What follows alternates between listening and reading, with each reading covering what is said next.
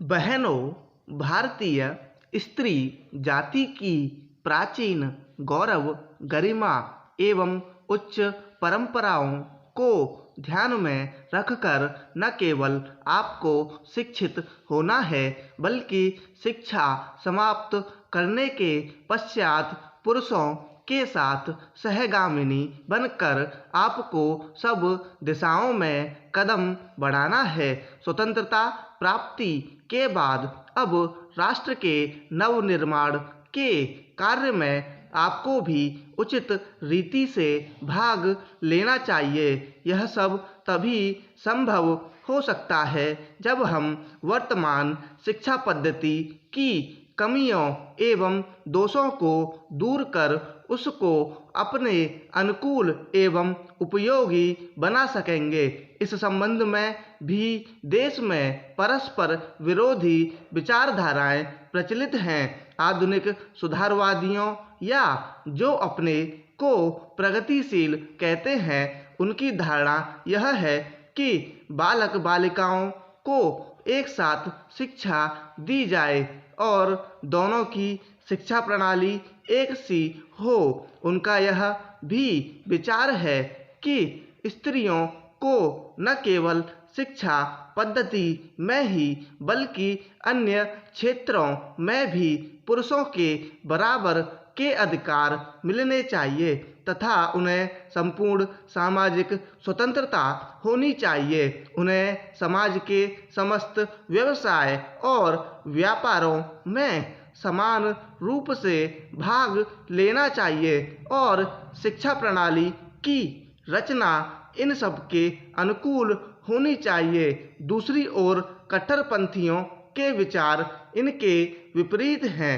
इस प्रकार स्त्री शिक्षा और अन्य बातों के संबंध में हमारे देश में वर्तमान समय में परस्पर विरोधी विचारधाराएं प्रचलित हैं। इन दोनों में से कौन सी विचारधारा उपयुक्त हो सकती है और किसके द्वारा हमारी संस्कृति एवं सभ्यता फल फूल सकती है, इस पर हमें ध्यान देना आवश्यक है। जहाँ तक मेरा अपना विचार है, मैं समझता हूँ कि हमारे लिए इन दोनों के बीच के मार्ग को अपनाना श्रेयस्कर होगा। वर्तमान शिक्षा पद्धति के आदर्श एवं उद्देश्यों में जो दोष पाए जाते हैं, उनके अतिरिक्त वह बहुत महंगी सिद्ध हो रही है।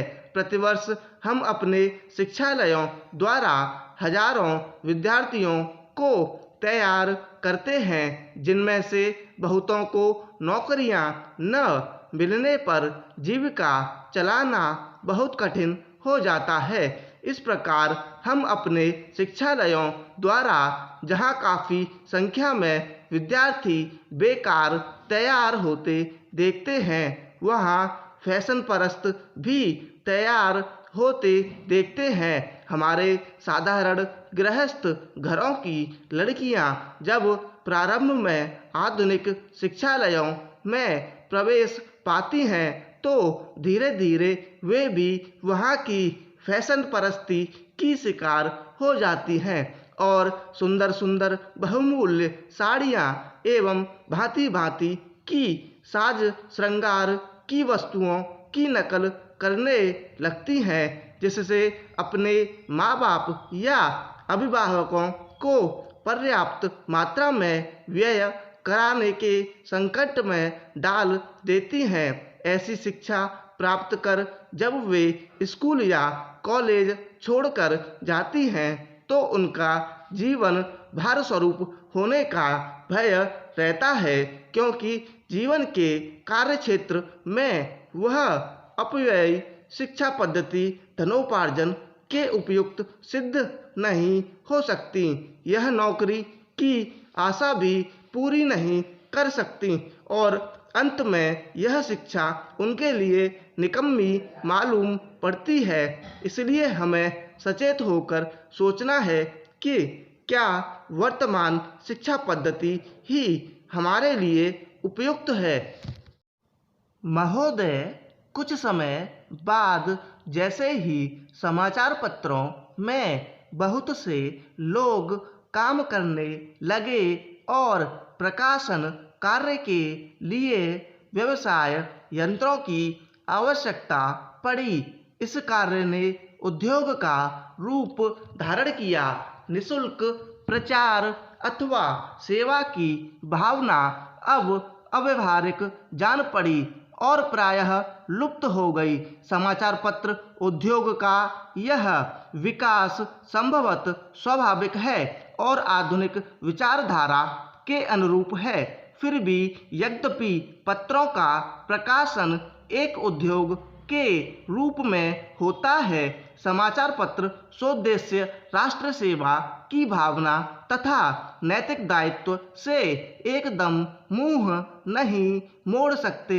यह भी स्वीकार करना होगा कि इस उद्योग की यथोचित उन्नति के लिए यह आवश्यक है कि दूसरे उद्योगों की भांति यह भी उन सभी साधनों से संपन्न हो जो अन्य उद्योगों ने या तो प्राप्त कर लिए हैं या वे उनकी प्राप्ति के लिए प्रयत्नशील हैं। इसलिए यह सभी के हित में है कि समाचार पत्र उद्योग उन्नत हो और इसका आधार अधिक से अधिक ठोस हो। इधर कुछ वर्षों से हमारे देश के समाचार पत्रों में जागृति की लहर आई है। उद्योग की आवश्यकताओं, श्रमजीवी पत्रकारों की मांगों और पाठकों के हितों ने मिलकर ऐसी स्थिति पैदा कर दी है कि समाचार पत्रों की दशा पर पुनर्विचार करना आवश्यक हो गया। समाचार पत्र आयोग की नियुक्ति, आयोग की सिफारिशों का प्रकाशन और उन सिफारिशों पर सरकार का निर्णय, ये सभी उक्त समस्या को सुलझाने के सम्मिलित प्रयत्न हैं। मैं आशा करता हूँ कि इन प्रयत्नों द्वारा समस्या का समाधान हो सकेगा, समाचार पत्र उन्नत होंगे और इस उद्योग में कार्य करने वाले सभी लोगों को संतुष्ट किया जा सकेगा। मैं जानता हूँ कि यह सब कहना सरल दिखाई देता है, किंतु व्यवहार में लाना बहुत कठिन होता है। परंतु मुझे सुशिक्षित श्रोताओं से यह कहने की आवश्यकता नहीं कि मानवीय गतिविधि के सभी क्षेत्रों में, चाहे वह राजनीति, उद्योग अथवा प्रशासन का क्षेत्र हो, विभिन्न हितों और विचारों में सहयोग की भावना से राष्ट्र तथा समाज के हितों को सामने रखकर सामंजस्य स्थापित करने का प्रयास आवश्यक है। मैं इतना निराशावादी नहीं कि मैं यह समझूं कि वे लोग जिनके सुझाव बड़ी बड़ी समस्याओं को सुलझाने में सहायक होते हैं, निजी समस्याओं का निपटारा करने में असफल रहेंगे। हाल में भारतीय संसद ने इस संबंध में जो अधिनियम पास किए हैं, उनका उद्देश्य समाचार पत्रों की समस्याओं को सुलझाना है। यह कहना अनावश्यक होता कि कोई भी अधिनियम, चाहे वह किसी भी क्षेत्र में सुधार के लिए लागू किया जाए, प्रभावपूर्ण रूप से तभी कार्यान्वित हो सकता है जब सभी संबद्ध दल उसे सहयोग की भावना से ही कार्य रूप दें। इन मामलों में अधिनियम के शब्दों का इतना महत्व नहीं जितना उनके पीछे निहित भावना का होता है। क्या मैं आपकी संस्था से यह अनुरोध कर सकता हूँ कि इस मामले में आप समाचार पत्रों को मार्ग दिखाएं? आपकी संस्था निश्चय ही प्रमुख तथा अत्यंत प्रभावशाली समाचार पत्रों की प्रतिनिधि संस्था है। प्रायः सभी बड़े समाचार पत्र आपके सदस्य हैं।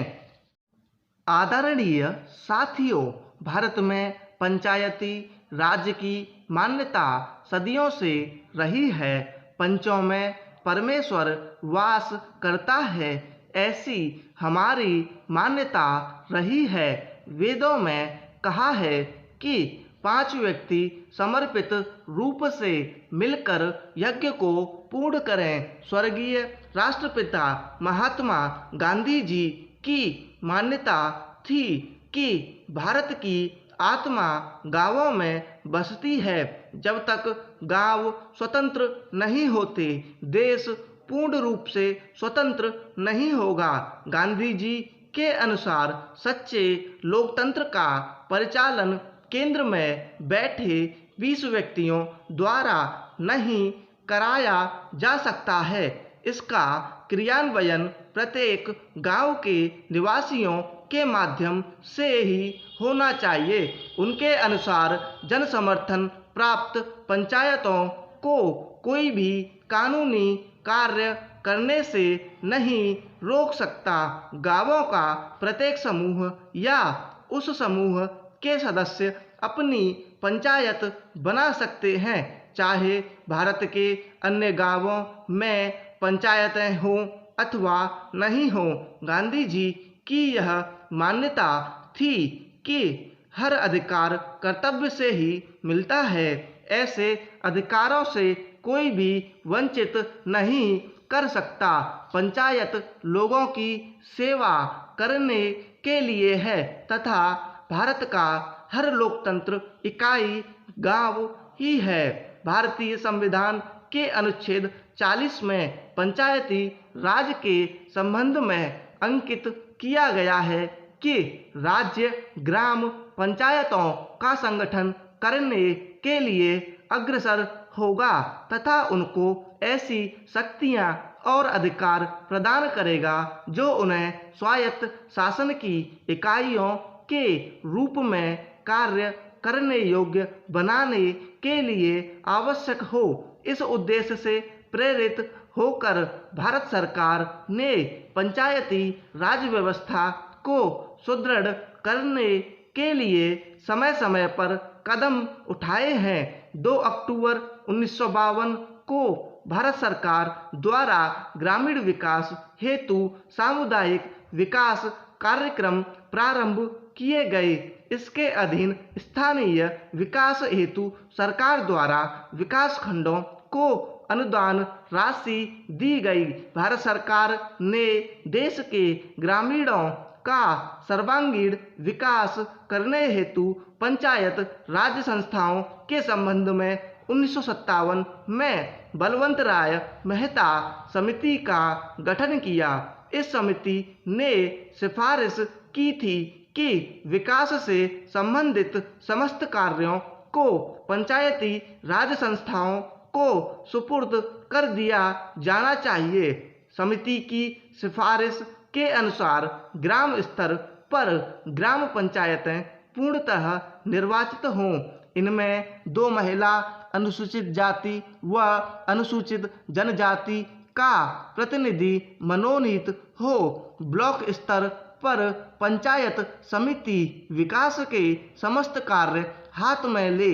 ऐसी व्यवस्था है कि पंचायत समिति धीरे धीरे एक सक्षम प्रजातांत्रिक संस्था के रूप में कार्य करे। जिला स्तर पर पंचायत समिति में समन्वय रखने हेतु प्रत्येक जिले में जिला परिषद का गठन हो तथा उसमें सांसद, विधानसभा सदस्य भी सदस्य रहें। भारत सरकार द्वारा बलवंत राय मेहता समिति की सिफारिशों को स्वीकार करते हुए राज्य सरकारों को निर्देश दिया कि ग्रामीण क्षेत्रों का विकास करने हेतु पंचायती राज व्यवस्था शुरू की जाए।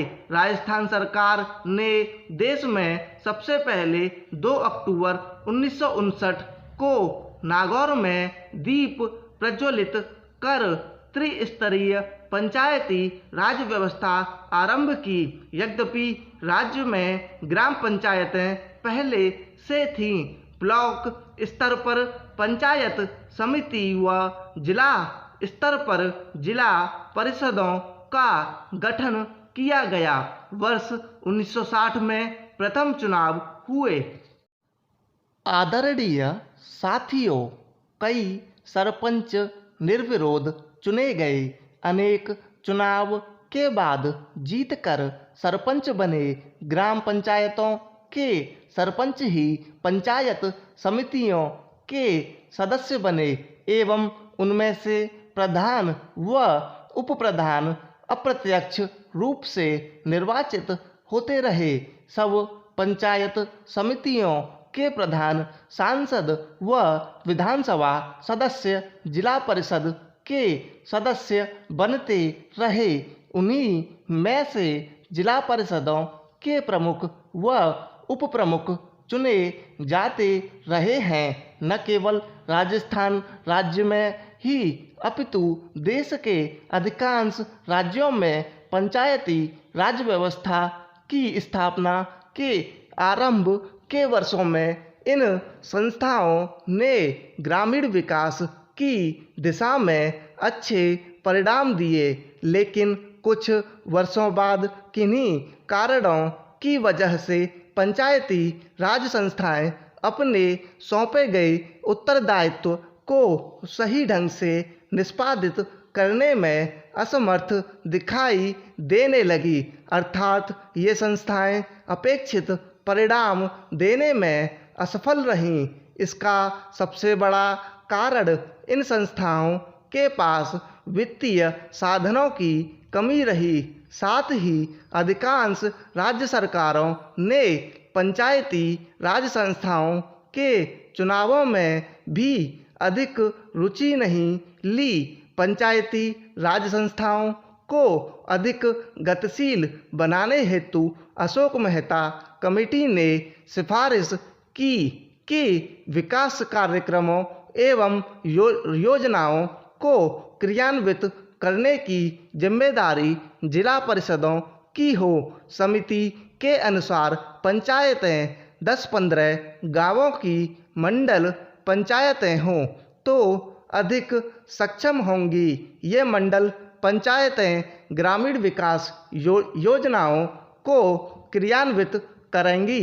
साथ ही समिति ने पंचायती राज संस्थाओं के चुनाव मुख्य निर्वाचन अधिकारी से करवाने की सिफारिश भी की। ग्रामीण विकास की प्रशासनिक व्यवस्था व गरीबी उन्मूलन समस्याओं हेतु गठित GVK राव कमेटी ने जिला स्तर पर योजनाएं बनाने व नियमित चुनाव कराने की सिफारिश की थी।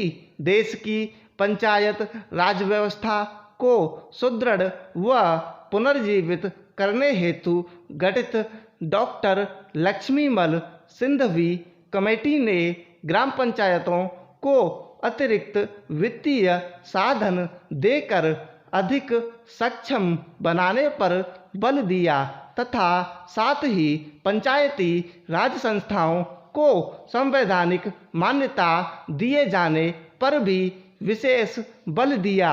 देश में पंचायती राज संस्थाओं की बिगड़ती हुई स्थिति को ध्यान में रखते हुए पूर्व प्रधानमंत्री श्री राजीव गांधी ने पंचायती राज ढांचे को सुदृढ़ बनाने की कल्पना की थी और उन्होंने पंचायतों को अधिक अधिकार सौंपने तथा महिलाओं और कमजोर वर्गों की इन संस्थाओं में अधिक से अधिक भागीदारी देने की परिकल्पना की थी। हमारे वर्तमान प्रधानमंत्री के प्रयासों से अब यह संभव हो पाया है कि इस संबंध में शुरू किए गए प्रयासों तथा राष्ट्रपिता महात्मा गांधी जी के ग्राम स्वराज्य के स्वप्न को साकार बनाने की दृष्टि से संविधान में 73वीं संशोधन की कुछ महत्वपूर्ण बातों का जिक्र